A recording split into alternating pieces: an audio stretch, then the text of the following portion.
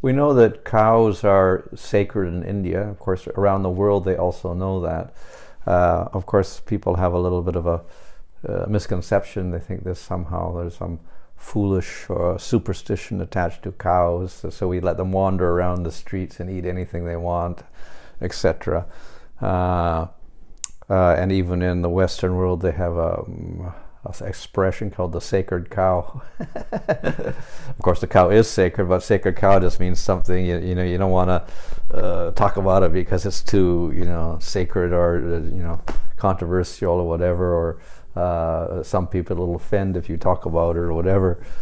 But as far as the Vedas are concerned, they do glorify the cow. And in fact, we have a whole planet dedicated to the cow, Goloka. And we have many stories about cows, right, even in the Bhagavatam. And of course, Krishna was a cowherd, and he herded the cows daily. And he derived great pleasure from that. And of course, Nanda Maharaj's wealth was the cow products. And we have another very instructive story in the first canto of the Bhagavatam about the cow. This is a symbolic story, but it also illustrates the idea that there's a very good reason for respecting the cow, not only for religious reasons, because it's related to Krishna, or because it gives milk, which is good for your brain, but because it also indicates a relationship between man, a human being, and the earth. So in that story, we have the cow is there, the bull is there, and Kali Yuga personified is there, and Kali Yuga is attacking the bull, and the cow is standing there weeping, lamenting. So the symbolism there is the cow represents the earth, and the bull represents Dharma, or principles of religion, or laws to control the senses. And of course, Kali Yuga represents uncontrolled senses and unrestricted enjoyment. So the message we get from that is that if the human being does not control his senses, but rather he enjoys as much as he wants by exploiting the earth of its products and misusing the plants and animals, then the earth suffers. That is, the cow laments when the bull is tormented. So in other words, in Kali Yuga, Dharma becomes less.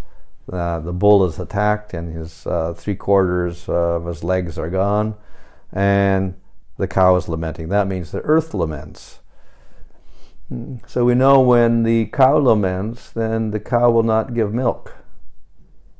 So when the earth laments, the earth does not give its products. And that's very essential, because earth gives minerals, plant life, animal life, everything. It's all supported by earth, water, etc.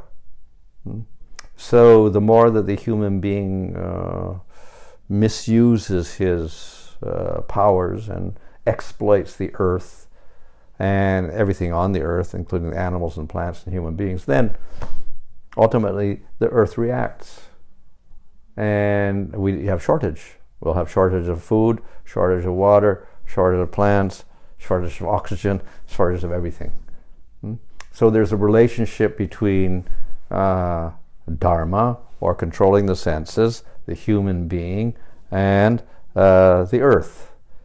And if that balance is maintained properly, human being survives. If the balance is not there, and we have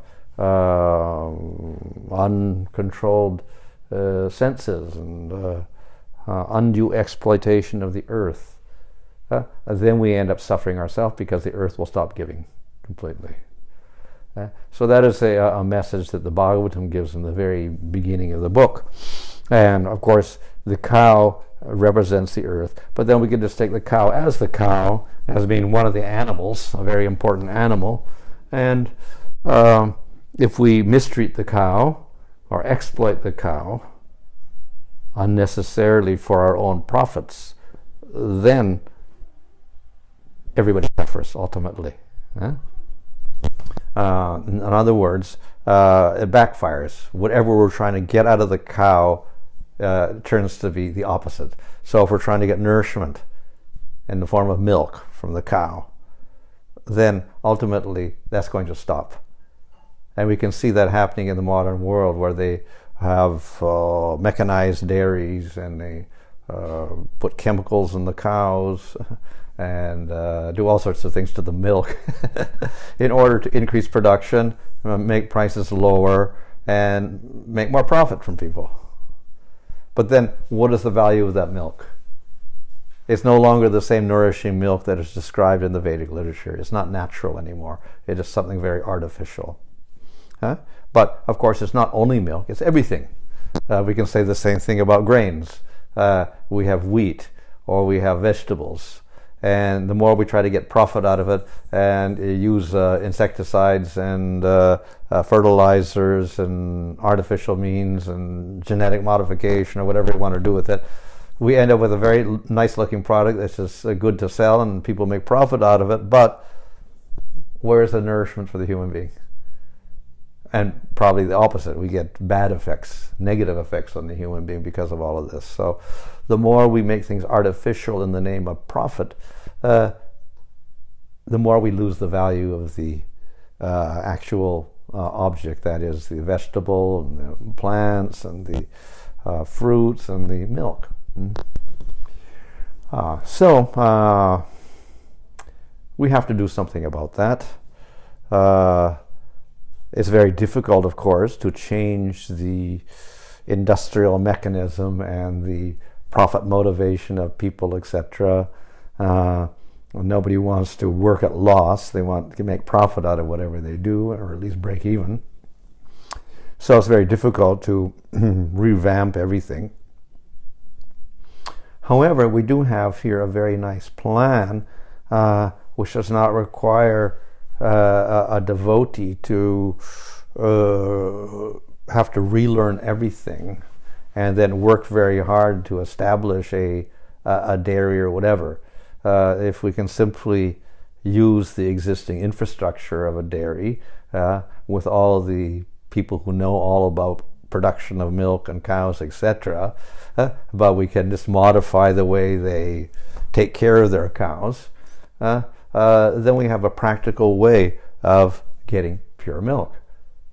So if we make some rules that they can't kill the bulls, they can't kill the new bulls that are born, they can't kill the cows when they're beyond milking age, they can't use chemicals to stimulate the cows to give more milk, they give them natural foods, not artificial foods. And of course, we have to pay for that also. But at least we don't have to go through the whole process of learning how to take care of cows and making a lot of mistakes. We pay these people and to do this for us, and we take the final product. Now, the final product, of course, is more expensive than regular milk, but that's natural because the milk that we're getting now is anyway. It's lower in price because of all of these modifications which destroy the milk. So if we really want to have healthy milk and we want to follow the scriptures and protect the cows, then we should be willing to pay that extra money to get that milk. So this project is in infant stage now. It's going on for a year and a half.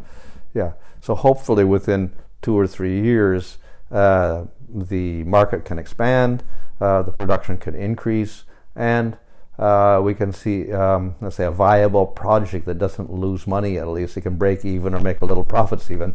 And this will be a very great success for altering the course of over-industrialization, artificiality, and ultimately destruction of our planet. So it's a very good project, and I hope that it succeeds. Srila Prabhupada is always interested in trying to follow the precepts that were established in the Vedas, and he talks about how milk nourishes the brain, and this is actually a quote from Upanishad, the Vedas. But that's a different type of milk than the milk we have now in the market. This milk is completely different. It's completely modified. So if we get the original milk, we start drinking that, then we'll actually understand why the scriptures are glorifying the milk and glorifying protection of the cows. So I hope that this project can succeed very nicely.